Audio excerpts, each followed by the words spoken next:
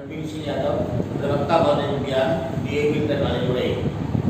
आज कक्षा 11 की भौतिक विज्ञान की कक्षा में आप सभी छात्रों का स्वागत करते हैं। प्यारे बच्चों, आज का पढ़ाया जाने वाला चैप्टर है विमीय विश्लेषण, डायमेंशनल एनालिसिस। इस चैप्टर में सबसे पहले है मात्रक। आज तक भौतिक विज्ञान में जितनी भी भौतिक राशियां आपने सुनी, किसी भी राशि को मापने के लिए हम किसी न किसी मानक का प्रयोग करते हैं और उस मानक को उस भौतिक राशि का मात्रक कहते हैं। जैसे सपोज करिए हमें लंबाई मापनी है, तो लंबाई को मापने के लिए 1 मीटर लंबाई को एक मानक मान लिया गया और मीटर लंबाई का मात्रक हो गया। इसी प्रकार से किसी द्रव्यमान को मापने के लिए 1 किलोग्राम को एक मानक मान लिया गया, तो किलोग्राम द्रव्यमान का मात्रक बन गया। इसी प्रकार से समय को मापने के लिए 1 सेकंड को मानक मान लिया गया, तो सेकंड समय का मात्रक बन गया। तो कुल मिलाकर सारी बात का अर्थ ये हुआ कि किसी भौतिक राशि को मानक मापने के लिए जिस मानक का प्रयोग करते हैं, उस मानक को ही उस भौतिक राशि का मात्रक कहते हैं। मात्रक कई प्रकार के होते हैं। पहला है मूल मात्रक। भौतिक विज्ञान में वे राशियां जो एक दूसरे पर निर्भर नहीं करती, जिन्हें एक दूसरे में परिवर्तित नहीं किया जा सकता, ऐसी राशियों को मूल राशियां कहते हैं। वह उनके लिए चुने गए मात्रक को मूल मात्रक कहते हैं। जैसे कि एग्जाम्पल के तौर पर द्रव्यमान, दूरी, समय। द्रव्यमान को हम दूरी में नहीं बदल सकते, दूरी को हम समय में नहीं बदल सकते, समय को द्रव्यमान में नहीं बदल सकते। इसलिए ये राशियां द्रव्यमान, दूरी, समय मूल राशियां कहलाती हैं और इन राशियों को मापने के लिए चुने गए मात्रकों को मूल मात्रक कहते हैं। जैसे कि द्रव्यमान राशि के लिए मात्रक हमने चुन लिया किलोग्राम, तो द्रव्यमान हो गई मूल राशि और किलोग्राम हो गया मूल मात्रक। दूरी को मापने के लिए हमने मात्रक चुन लिया मीटर, तो दूरी हो गई मूल राशि और मीटर हो गया मूल मात्रक। इसी प्रकार से समय को मापने के लिए हमने सेकंड चुन लिया, तो समय हो गई मूल राशि और सेकंड हो गया मूल मात्रक। तो कुल मिलाकर के पहले प्रकार के मात्रक हो गए मूल मात्रक। और मूल मात्रक में मुख्यतः प्रारंभ में 3 राशियां ली गई, द्रव्यमान, दूरी और समय। इन मूल मात्रकों को मापने के लिए कई पद्धतियां अपनाई जाती हैं। पहली पद्धति का नाम है MKS पद्धति। MKS का अर्थ है दूरी को मीटर में, द्रव्यमान को किलोग्राम में व समय को सेकंड में मापते हैं। ऐसी पद्धति को MKS पद्धति कहते हैं। दूसरी पद्धति को कहते हैं CGS पद्धति। इसमें द्रव्यमान को ग्राम में, दूरी को सेंटीमीटर में व समय को सेकंड में मापा जाता है। तीसरी पद्धति कहलाती है FPS पद्धति। इसमें द्रव्यमान को पाउंड में, दूरी को फुट में व समय को सेकंड में मापा जाता है। और चौथी आपकी पद्धति कहलाती है, उसे कहते हैं SI मात्रक। SI मात्रक वास्तव में MKS पद्धति का विस्तार है। MKS पद्धति में हमने 3 राशियां, द्रव्यमान को किलोग्राम में, दूरी को मीटर में व समय को सेकंड में लिया था। इसमें 4 राशियों को और ऐड कर दिया गया और 7 राशियों को मिलाकर के इन मूल राशियों को मापने के लिए एक नई पद्धति का निर्माण कर दिया गया और उसे कहते हैं SI मात्रक। SI मात्रक में कुल मिलाकर के ये हुआ SI मात्रक।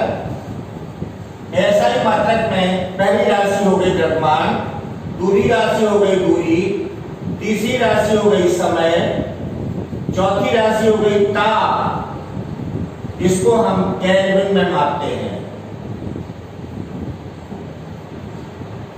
पांचवी राशि हो गई विद्युत धारा,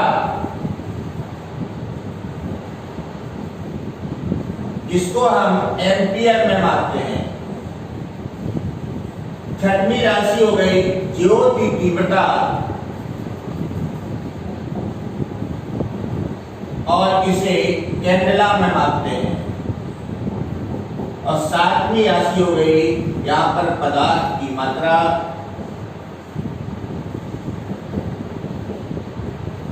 जिसे मोल के रूप में मापा जाता है। तो कुल मिलाकर के एसआई मात्रक में 7 राशियां ली जाती हैं: द्रव्यमान, दूरी, समय, ताप, विद्युत धारा, ज्योति तीव्रता व पदार्थ की मात्रा। लेकिन एसआई मात्रक में सदैव द्रव्यमान को किलोग्राम में ही मापेंगे, दूरी को सदैव मीटर में ही मापेंगे, समय को सदैव सेकंड में मापेंगे, ताप को केल्विन में मापेंगे, विद्युत धारा को एम्पियर में मापेंगे, ज्योति तीव्रता को कैंडेला में मापेंगे और पदार्थ की मात्रा को मोल में मापेंगे। और इन सातों राशियों को मापने के लिए कुछ प्रतीक चुने गए। सदैव द्रव्यमान के लिए हम एम प्रतीक का प्रयोग करते हैं, दूरी के लिए एल प्रतीक का प्रयोग करते हैं, कैपिटल एल। समय के लिए कैपिटल टी का प्रयोग करते हैं, ताप के लिए थीटा का प्रयोग करते हैं, विद्युत धारा के लिए ए का प्रयोग करते हैं, ज्योति तीव्रता या कैंडेला के लिए सीडी का प्रयोग करते हैं और पदार्थ की मात्रा मोल के लिए म्यू का प्रयोग करते हैं। तो ये हो गए मूल मात्रक। और मूल मात्रक के लिए मापी जाने वाली पद्धतियां, पहली हुई एमकेएस पद्धति, दूसरी हुई सीजीएस पद्धति, तीसरी हुई एफपीएस पद्धति और चौथा हो गया एसआई मात्रक। याद रखें, एसआई मात्रक एमकेएस पद्धति का ही विस्तार है। इसमें द्रव्यमान को सदैव किलोग्राम में, दूरी को सदैव मीटर में, समय को सदैव सेकंड में, ताप को केल्विन में, विद्युत धारा को एम्पियर में, ज्योति तीव्रता को कैंडेला में और पदार्थ की मात्रा को मोल के रूप में मापते हैं। अभी आपने पढ़ा मूल मात्रक। दूसरा है व्युत्पन्न मात्रक। अगर तो हमारी 7 मूल राशियां हो गई एसआई मात्रक के अनुसार, तो इन 7 मूल राशियों का मैं 2 या 2 से अधिक मूल राशियों का प्रयोग करें और प्रयोग करके कोई नई राशि उत्पन्न करें, तो ऐसी राशि को हम व्युत्पन्न राशि व उसके लिए चुने गए मात्रक को व्युत्पन्न मात्रक कहते हैं। कुल मिलाकर इसका असर ये हुआ कि मूल राशियों का उपयोग करके उत्पन्न की गई नई राशि को व्युत्पन्न राशि व उसके लिए चुने गए मात्रक को व्युत्पन्न मात्रक कहते हैं। एग्जाम्पल के तौर पर हम ऐसे कह सकते हैं कि सपोज करिए हमारे पास एक राशि है 4 या वेग, और आपको सबको पता है 4 बराबर होता है दूरी बटे समय। तो हम 4 के लिए यहाँ पर दूरी बटे समय हो गया, यानी इसका मतलब कि 4 राशि को प्राप्त करने के लिए हमें 2 मूल राशियों का प्रयोग करना होगा। एक राशि है दूरी और दूसरी राशि है समय। तो इन दोनों राशियों का प्रयोग करके जो नई राशि उत्पन्न हुई, इस 4 या वेग राशि को हम व्युत्पन्न राशि कहेंगे। और इसके लिए अगर हम मात्रक निकालें तो एमकेएस में दूरी को हम मीटर में मापते हैं, समय को हम सेकंड में मापते हैं। तो कुल मिलाकर के 4 या वेग का मात्रक हो गया मीटर पर सेकेंड। ये मीटर पर सेकेंड व्युत्पन्न मात्रक कहलाएगा। इसी प्रकार से सपोज करिए हम अगर त्वरण लें, तो त्वरण होता है वेग परिवर्तन की दर या वेग परिवर्तन व समय के अनुपात को हम त्वरण कहते हैं। तो ये वेग परिवर्तन बटे समय हो गया। और वेग का मात्रक है मीटर पर सेकेंड, समय का मात्रक है सेकेंड, तो त्वरण का मात्रक हो गया मीटर प्रति सेकेंड स्क्वायर। ये त्वरण हमारी व्युत्पन्न राशि हुई और इसके लिए चुना गया मात्रक मीटर पर सेकेंड व्युत्पन्न मात्रक हो गया। तो कुल मिलाकर के अभी तक आपने 2 प्रकार के मात्रक पढ़े। एक हो गया मूल मात्रक, दूसरा हो गया व्युत्पन्न मात्रक, तीसरे प्रकार के मात्रक को कहते हैं पूरक मात्रक।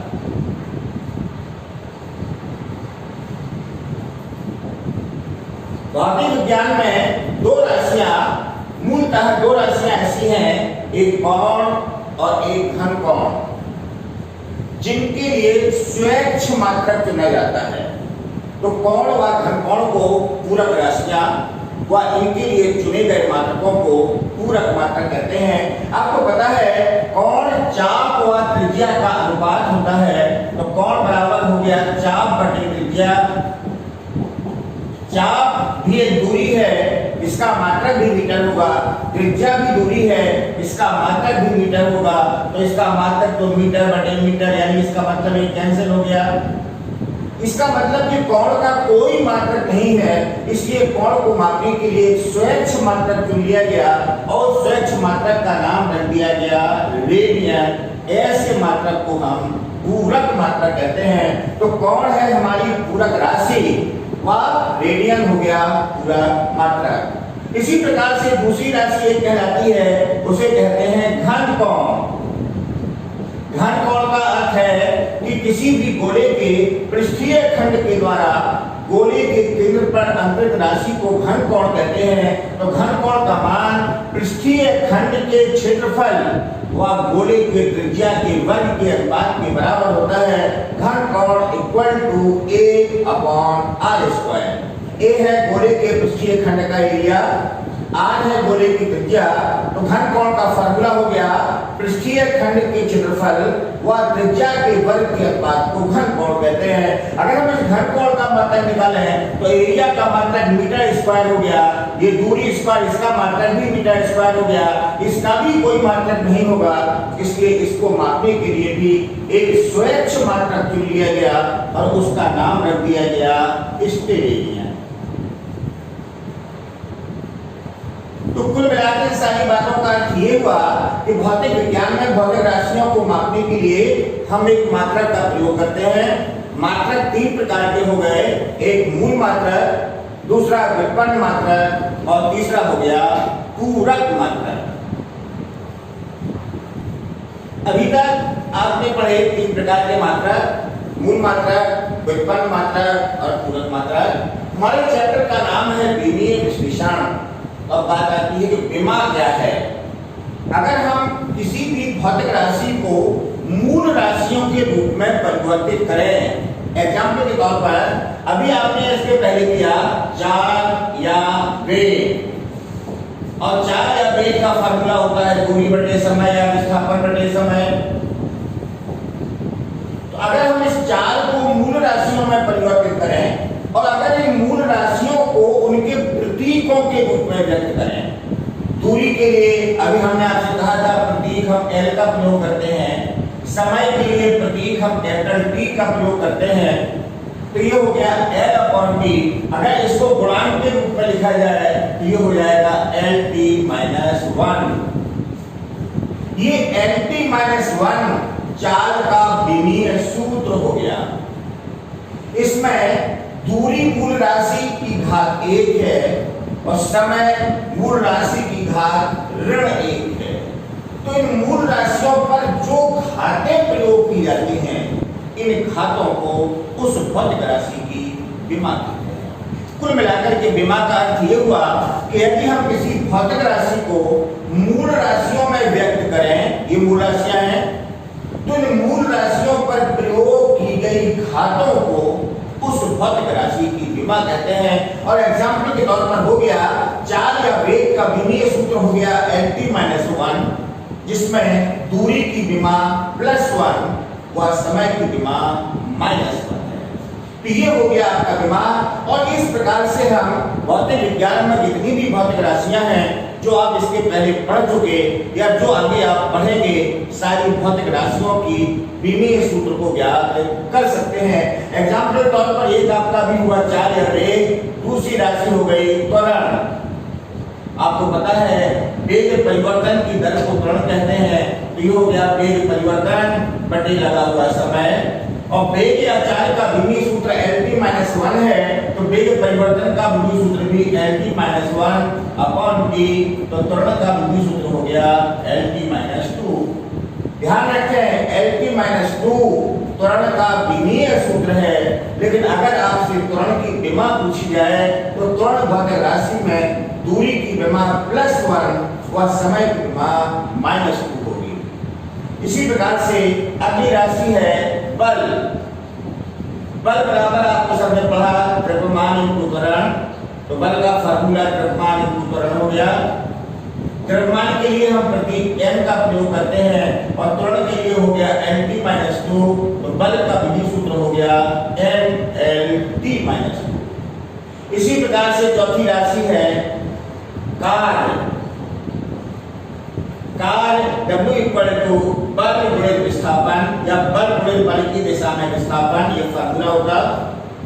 बल का विधि सूत्र है mlt - 2, विस्थापन या दूरी के लिए L, तो कार्य का विधि सूत्र हो गया ml2t - 2। इस सारे विधि सूत्र आपको इसी प्रकार से निकालने होंगे, ये आपको सारे सूत्रों का प्रयोग करना होगा। तो कार्य का विधि सूत्र हो गया ml2t - 2। अगली राशि है गतिज ऊर्जा। आप लोगों ने हाई स्कूल में पढ़ा गतिज ऊर्जा K = ½ mv²। याद रखें गतिज ऊर्जा के फार्मूला में हाफ कांस्टेंट है। कांस्टेंट राशि की कोई विमा नहीं होती, इसको छोड़ देंगे। m द्रव्यमान की विमा m और वेग की विमा lt - 1, तो इसका स्क्वायर हो गया l2t - 2। इसका मतलब गतिज ऊर्जा का विधि सूत्र भी ml2t - 2। इसी प्रकार से अगला स्थितिज ऊर्जा। स्थितिज ऊर्जा इसके पहले पढ़ चुके हैं हाई स्कूल में। स्थितिज ऊर्जा = mgh। यहाँ पर m है द्रव्यमान के लिए m, g है त्वरण, इसके लिए lt - 2 और h ऊंचाई यानी दूरी h हो गया। तो इसका सूत्र हो गया ml2t - 2। यहाँ विशेष बात ध्यान देने की है कि कार्य का विधि सूत्र भी ml2t - 2, गतिज ऊर्जा का विधि सूत्र भी ml2t - 2, स्थितिज ऊर्जा का विधि सूत्र भी ml2t - 2। ये बात ये प्रमाणित करती है कि भौतिक विज्ञान में जिन राशियों की मात्रक समान होते हैं उनकी विमाएं भी समान होती हैं। अगर आपको कई भौतिक राशियां दे दी जाएं और आपसे कहा जाए कि मैं समान मात्रकों की राशियों को चुनिए, तो आप सारी राशियों की विमाएं निकालकर जिन जिन राशियों की विमाएं समान हैं उनकी मात्रक भी समान होंगे। इसी प्रकार से अन्य भौतिक राशियों के विमीय सूत्र भी ज्ञात किए जा सकते हैं। अभी आपने कार्य, गतिज ऊर्जा, स्थितिज ऊर्जा का सूत्र निकाला।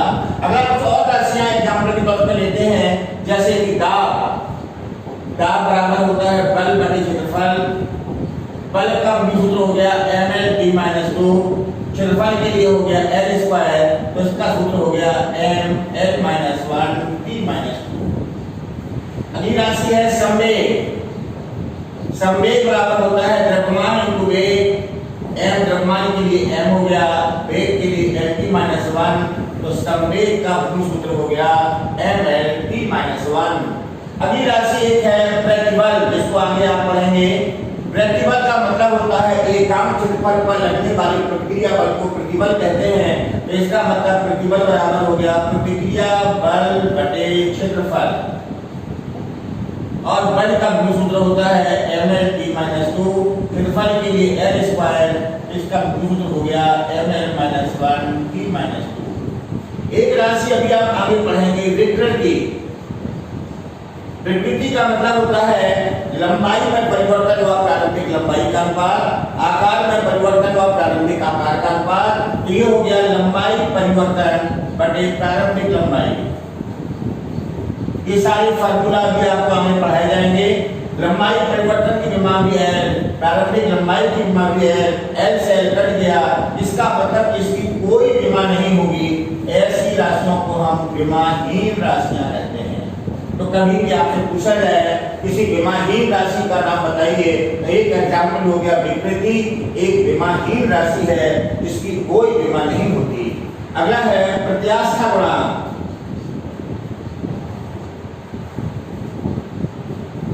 ये सब आपको आगे पढ़ाया जाएगा। प्रतिबल और विकृति के अनुपात को प्रत्यास्था गुणांक कहते हैं। तो प्रत्यास्था गुणांक बराबर हो गया प्रतिबल बटे विकृति। और प्रतिबल की विमा आप निकाल चुके हैं, विकृति की कोई विमा नहीं होती। इसका मतलब प्रत्यास्था गुणांक की विमा प्रतिबल की विमा के बराबर होगी, मींस ml - 1 t - 2। अगली राशि है कोण। अभी आप निकाल चुके, कोण चाप और त्रिज्या का अनुपात कहलाता है। ये चाप और त्रिज्या का अनुपात हो गया। चाप भी दूरी है, त्रिज्या भी दूरी है। इसका मतलब कोण एक ऐसी राशि है जिसकी कोई विमा नहीं होगी, इसलिए कोण को भी हम विमाहीन राशि कहते हैं। तो अगर आपसे कोई दो राशियां पूछी जाए तो एक विकृति और दूसरी कोण, ये दोनों ही विमाहीन राशियां कहलाती हैं। अगला है कोणीय वेग। कोणीय विस्थापन की दर को कोणीय वेग कहते हैं। इसका मतलब कोण बटे समय के अनुपात को हम कोणीय वेग कहेंगे। और यहाँ पर अभी आप पढ़ चुके हैं कि कोण की कोई विमा नहीं होती, इसका मतलब कोणीय वेग की विमा बल अपॉन t होगी, तो इसको हम कहेंगे t-1। अगली राशि है बल आघूर्ण। बल आघूर्ण का अर्थ होता है बल इंटू आघूर्ण भुजा। बल व आघूर्ण भुजा के अनुपात को बल आघूर्ण कहते हैं। बल का सूत्र अभी आप निकाल चुके हैं, mL/t-2। आघूर्ण भुजा के लिए L हो गया, तो बल आघूर्ण का सूत्र हो गया mL/t-2। अगली राशि है जड़त्व आघूर्ण। जड़त्व आघूर्ण ये भी अभी आपको इंटरमीडिएट में पढ़ाया जाएगा। जड़त्व आघूर्ण I = m × r²। m है द्रव्यमान, r है अक्ष से पिंड की दूरी, तो ये I = mr²। I को कहते हैं मोमेंट ऑफ इनर्शिया या जड़त्व आघूर्ण। m द्रव्यमान के लिए m हो गया, दूरी के लिए l हो गया, तो कैंसल में जड़त्व आघूर्ण का पूर्ण सूत्र हो गया mL/2। इस प्रकार से हम कुछ राशियों की विमाएं याद कर सकते हैं। अभी आपने पढ़ा विमा और कुछ भौतिक राशियों के विमीय सूत्र, उसमें आपको 10-12 हमने विमीय सूत्र निकाल के बताए। इसी प्रकार से भौतिक विज्ञान में जितने भी भौतिक राशियां हैं, प्रत्येक राशि के विमीय सूत्र को हम याद कर सकते हैं। कुछ हमने आपको पढ़ा दिया, शेष जैसे जैसे आगे बढ़ता जाएगा उसी प्रकार से उन राशियों के विमीय सूत्र भी प्राप्त होते जाएंगे। अब बात आती है कि इन विमीय राशियों का उपयोग क्या है। विमीय राशियों का पहला उपयोग है किसी भौतिक समीकरण के सत्यता की जांच करना। ये विमीय राशियों का पहला उपयोग है। मतलब ये कि अगर कोई भौतिक समीकरण यदि सत्य है तो समीकरण के लेफ्ट हैंड साइड व राइट हैंड साइड के प्रत्येक पद की विमा समान होनी चाहिए। अगर ऐसा नहीं होता तो वो भौतिक समीकरण कभी भी सत्य नहीं हो सकता। एग्जाम्पल के तौर पर हम एक गति का समीकरण लेते हैं। गति का सेकंड समीकरण आपने हाई स्कूल में पढ़ा, s = ut + ½ vt²। अगर ये समीकरण सत्य है तो इस समीकरण के लेफ्ट हैंड साइड s व राइट हैंड साइड के दोनों पदों ut एवं ½ at² की विमा समान होनी चाहिए। अगर ऐसा नहीं है तो ये भौतिक समीकरण कभी भी सत्य नहीं हो सकता। इसको हम जांच इस प्रकार से करेंगे। अगर हम लेफ्ट हैंड साइड की विमा निकालें तो लेफ्ट हैंड साइड में दूरी s है और s की विमा l होती है, ये आपको पता है। राइट हैंड साइड का पहला पद है ut, यहाँ पर u है वेग, वेग की L/-1 × t, तो इसका सूत्र हो गया l। राइट हैंड साइड का दूसरा पद है ½ at², यहाँ पर ½ कांस्टेंट है, इसकी कोई विमा नहीं होगी। एक त्वरण की विमा हो गई L/-2 × t², तो इसकी विमा भी l हो गई।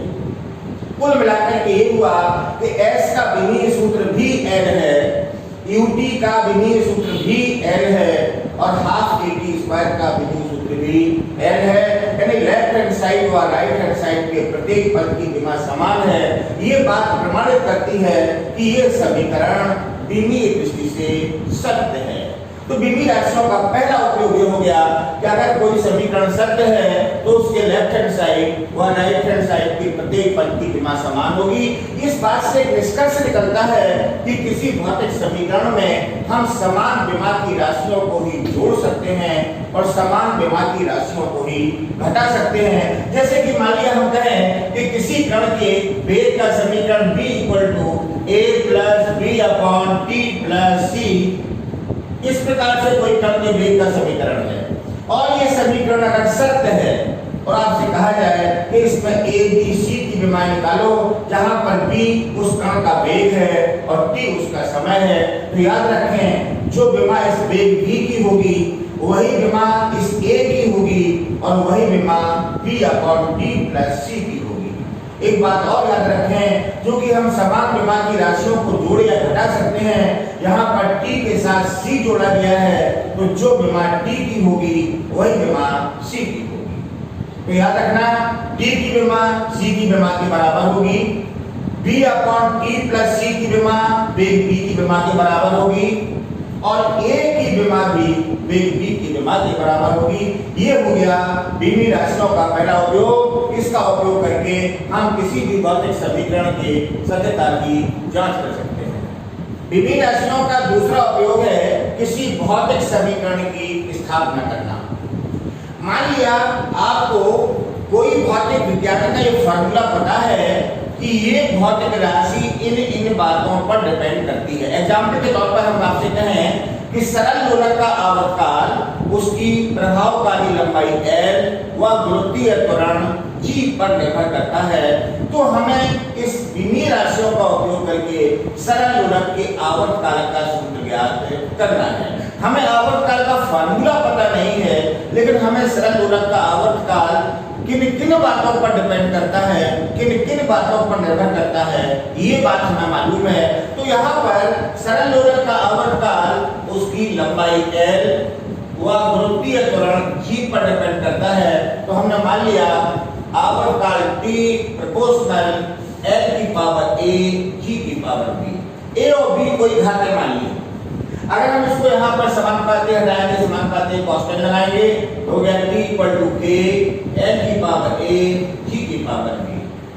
अगर इस समीकरण के दोनों तरफ की विमा लें तो T समय की विमा T होती है, K कांस्टेंट की कोई विमा नहीं होगी, लंबाई की विमा L पावर A है, A हो गया।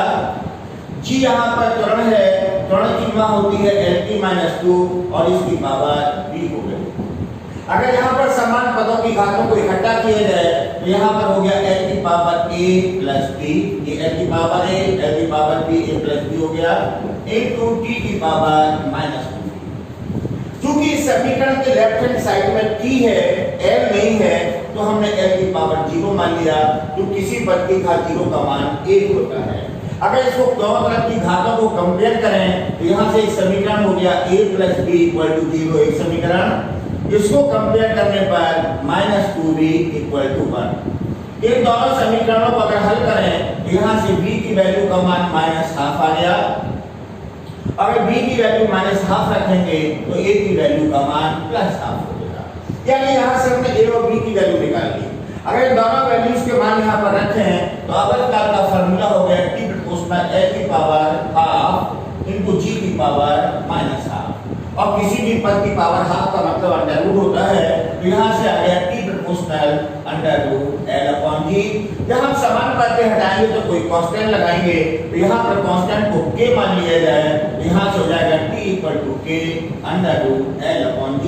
ये हो गया सरल दोलक की आवर्तकाल का फार्मूला, जबकि वास्तव में किसी सरल दोलक की आवर्तकाल का फार्मूला T = 2 पाई √L/G होता है। ये विमीय राशियों के द्वारा हमने T L G में संबंध स्थापित तो कर लिया, लेकिन विमीय राशियों का उपयोग करके हम कांस्टेंट K का मान ज्ञात नहीं कर सकते। ये विमीय राशियों का पहला दोष हो गया कि विमीय राशियों का उपयोग करके भौतिक समीकरण को स्थापित तो किया जा सकता है, लेकिन समीकरण की स्थापना करते समय नियतांक के मान को ज्ञात नहीं कर सकते। तो ये हो गया विमीय राशियों का दूसरा उपयोग, किसी भौतिक समीकरण की स्थापना करना। विमीय राशियों का तीसरा उपयोग है किसी भौतिक राशि को एक पद्धति से दूसरी पद्धति में बदलना। जैसे एग्जाम्पल के तौर पर आपको पता है बल का मात्रक MKS मात्रक न्यूटन होता है, तो हम आपसे कह रहे हैं कि बल F का मान 1 न्यूटन है, और हम आपसे कहें कि इस बल को CGS पद्धति में ज्ञात करो, और आपको पता है बल का CGS मात्रक डायन होता है, तो हमें बल F = 1 न्यूटन को डायन में परिवर्तित करना है, इस परिवर्तन को हम विधि राशियों के उपयोग के द्वारा कर सकते हैं, यानी किसी भौतिक राशि को एक पद्धति से दूसरी पद्धति में परिवर्तित किया जा सकता है। इसके लिए हमने मान लिया कि माना कि हमारे पास कोई भौतिक राशि A है और ये भौतिक राशि A द्रव्यमान m1, दूरी l1 व समय t1 की घातें क्रमशः A, B, C पर डिपेंड करती है। तो हमने मान लिया कि कोई भौतिक राशि का पहली पद्धति में आपतित मान है m1, द्रव्यमान है m1, दूरी है l1, समय है t1 और इनकी घातें हैं A, B, C। भौतिक राशि A का पहली पद्धति में जैसे कि यहाँ पर 1 न्यूटन है, एक की जगह पर m1 हो गया। अब इसमें मात्रक में द्रव्यमान भी होगा, दूरी भी होगा, समय भी होगा, उनकी घातें भी होंगी। तो हमने मान लिया भौतिक राशि A का पहली पद्धति में आपतित मान n1, द्रव्यमान m1, दूरी l1, समय t1 की घातें A, B, C हैं। इसी भौतिक राशि A का दूसरी पद्धति में हमें मान निकालना है। तो मान लिया आपतित मान m2, द्रव्यमान m2, दूरी l2, समय t2 की घातें A, B, C हैं। तो एक समीकरण ये हो गया इसी भौतिक राशि के लिए। दूसरा समीकरण ये हो गया, अगर दोनों इक्वेशन को कंपेयर करें तो कंपेयर करने पर n2 m2 की पावर a, l2 की पावर b, t2 की power c equal to n1 m1 की पावर a, l1 की पावर b, t1 की पावर c। हमें दूसरी पद्धति का आपतित मान n2 का मान निकालना है। ये हो गया n2 बराबर, इस पद को यहाँ ले गए, ये हो गया n1 m1 अपॉन m2 की power a, l1 upon l2 की पावर b और t1 अपॉन t2 की पावर c। यहाँ पर एक फार्मूला मिल गया। इस फार्मूले का उपयोग करके हम किसी भी भौतिक राशि को एक पद्धति से दूसरी पद्धति में परिवर्तित कर सकते हैं। इस फार्मूले का आपको विशेष तौर से याद रखना है। इसी फार्मूले का उपयोग करके आप किसी भी भौतिक राशि को एक पद्धति से दूसरी पद्धति में बदल सकते हैं। जैसे कि एग्जाम्पल के तौर पर भी हमने आपसे कहा कि बल F का मान 1 न्यूटन है। विमीय गतिविधि का उपयोग करते हुए इसको डायन में परिवर्तित कीजिए। तो सबसे पहले जिस राशि को हमें परिवर्तित करना है उसका हम विमीय सूत्र लिखेंगे। तो बल का विमीय सूत्र आप लिखेंगे और आपको सबको पता है, अभी बता चुके हैं, बल का विमीय सूत्र होता है mLT-2। अब इस फार्मूले का उपयोग करेंगे। इस फार्मूले में यहाँ पर n2 का मान निकालना है। तो ये फार्मूला से n2 का मान निकालना है। n1 है पहली पद्धति में आपतित मान और पहली पद्धति में इसका मान है 1 न्यूटन। इसका मतलब n1 की वैल्यू यहाँ पर 1 होगी। अब m1, l1, t1 पहली पद्धति का द्रव्यमान, दूरी, समय। और आपको पता है m के s में द्रव्यमान किलोग्राम में, दूरी मीटर में, समय सेकंड में। बदलना है इसको हमें CGS में। तो द्रव्यमान होगा m2 ग्राम में, दूरी सेंटीमीटर में और समय सेकंड में। यहाँ पर m की घात a, l की घात a और समय t की घात ऋण 2 है। तो यहाँ सब मान रखें। तो यहाँ पर m1 किसमें होगा? किलोग्राम में। m2 बदलना करना है ग्राम में। ये हो गया किलोग्राम बटे ग्राम। यहाँ पर m की पावर a और m की पावर 1, यहाँ 1 हो गया। l1 दूरी किसमें होगी? मीटर। बदलना किसमें है? सेंटीमीटर। पावर कितनी है? b और b की वैल्यू 1। यहाँ पर समय सेकेंड, ये भी समय सेकेंड और पावर स्थिर हो गई -2। ये आपस में कैंसिल हो गया। ये हो गया n2 इक्वल टू ये हो गया 1। 1 किलोग्राम में 10 की घात 3 ग्राम होते हैं, ये सबको पता है। अपॉन 1 ग्राम, पावर यहाँ पर 1। ये 1 मीटर में 10 की घात 2 सेंटीमीटर होते हैं। अपॉन सेंटीमीटर, ये पावर 1 और ये यहाँ पर सेंटीमीटर, ग्राम से ग्राम लड़ गए। तो यहाँ से आपका आ गया n2 इक्वल टू कितना हो गया? 10 की घात 3 गुणे 10 की घात 2 बराबर हो गया 10 की घात 5। यानी इसका मतलब दूसरी पद्धति में इसका मान 10 की घात 5 हो गया। तो यहाँ से वेरीफाई हो गया कि 1 न्यूटन का मान 10 की घात 5 डायन के बराबर होगा। इस प्रकार से हम बीमी राशियों का उपयोग करके किसी भी भौतिक राशि को एक पद्धति से दूसरी पद्धति में परिवर्तित कर सकते हैं। ये बीमी राशियों के तीनों उपयोग हो गए। पहला उपयोग किसी भौतिक समीकरण की सत्ता की जांच करना, दूसरा उपयोग किसी भौतिक समीकरण की स्थापना करना, और तीसरा उपयोग हो गया किसी भौतिक राशि को एक पद्धति से दूसरी पद्धति में बदलना। बीमी राशियों कुछ दोष भी हैं, जैसे पहला भी आपको जो बता चुके, किसी भौतिक समीकरण की स्थापना करते समय हम नियतांक के मान को ज्ञात नहीं कर सकते। ये बीमी राशियों का पहला दोष हो गया। दूसरा, हम ऐसे भौतिक समीकरण की स्थापना नहीं कर सकते जिसके लेफ्ट हैंड साइड या राइट हैंड साइड में दो या दो से अधिक पद। दूसरा दोष हो गया। तीसरा दोष बीमी राशियों का यह है कि जिन समीकरणों में त्रिकोणमितीय फलन, लघुगुणकी फलन या चरघातांकी फलन हो, ऐसे समीकरणों की विमाएं ज्ञात नहीं की जा सकती। ये बीमी राशियों के दोष हो गए और इस प्रकार से ये चैप्टर बीमी विश्लेषण आपका पूरा हो गया। इसको अच्छे ढंग से आप लोग तैयार करें और इसको कंप्लीट करके अगले क्लास में मिलेंगे।